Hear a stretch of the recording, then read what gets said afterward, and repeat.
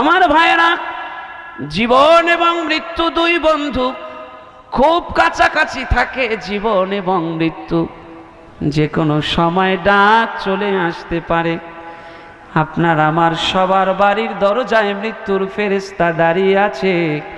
তিনি ডাক দিলে আর প্রস্তুতি গ্রহণ করার সময় পাওয়া যাবে না, আর গাঠুরি গুছানোর সময় পাওয়া যাবে না, আর ব্রিফকেস গুছানোর সময় পাওয়া যাবে না।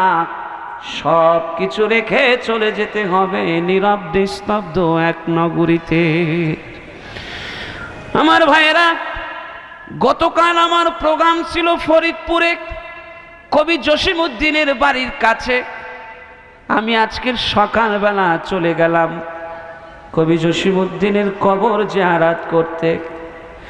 তখন আমার মনে পড়ে গেল কবি জসিমউদ্দিনের কিছু কবিতা, এবং আমি দেখলাম কবি জসিমউদ্দিনের লেখা কয় লাইন কবিতা এখনো তার কবরের উত্তর পাশে সিমেন্টে খোদাই করে লেখা আছে।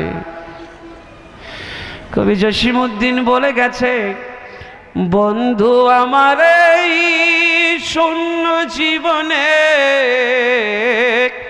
যত কাটিয়েছি পারি,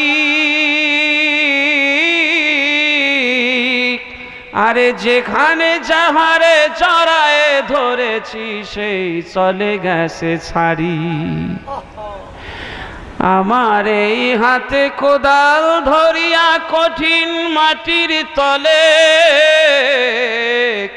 কত স্বজন যে গাড়িয়া দিয়েছি নাওয়ায় চোখের জলে।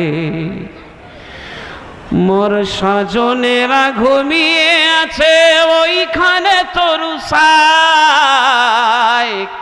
গাছের শাখারা স্নেহের মায়ায় লুটিয়ে পড়েছে গায়। জোনাকি মেয়েরা সারা রাত জাগি জ্বালিয়ে দেয় আলো, ঝিঝিরা বাজায় ঘুমের নূপুর কত যেন বেশে ভালো। এই কবিতা লিখে কবি জসিমউদ্দিন চলে গেছে অন্ধকার কবরে। আজকের সকালে দেখে এসেছি কবি জসিমউদ্দিনের সেই কবরের উত্তর পার্শ্বে সিমেন্টে খোদাই করে লেখা আছে তার কয় লাইন কবিতা। আমি সেই কবিতা পড়ে চোখের পানি ধরে রাখতে পারলাম না।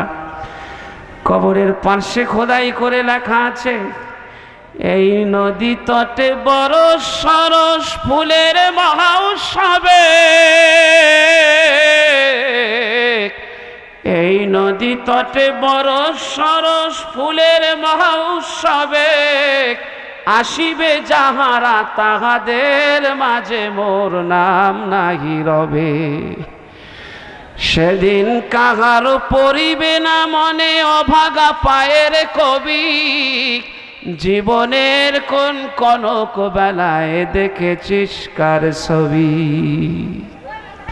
ঠিক তেমনি আমাদেরও একদিন এমন হয়ে যাবে, কেউ খবর নেবে না, কেউ খোঁজ নেবে না।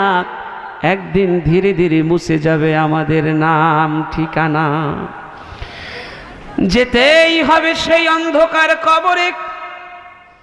আমার ভাইয়েরা, কত মানুষ এই পৃথিবীতে এসেছিল, অনেক বিজ্ঞানীরা, অনেক নাস্তিকেরা বলেছে দেয়ার ইজ নো গড, আল্লাহ বলতে পৃথিবীতে কিচ্ছু নাই। কিন্তু এমন একটা চ্যালেঞ্জ পৃথিবীতে একজন মানুষও করতে পারলো না যে মৃত্যু বলতে কিচ্ছু নাই, মৃত্যু হবে না।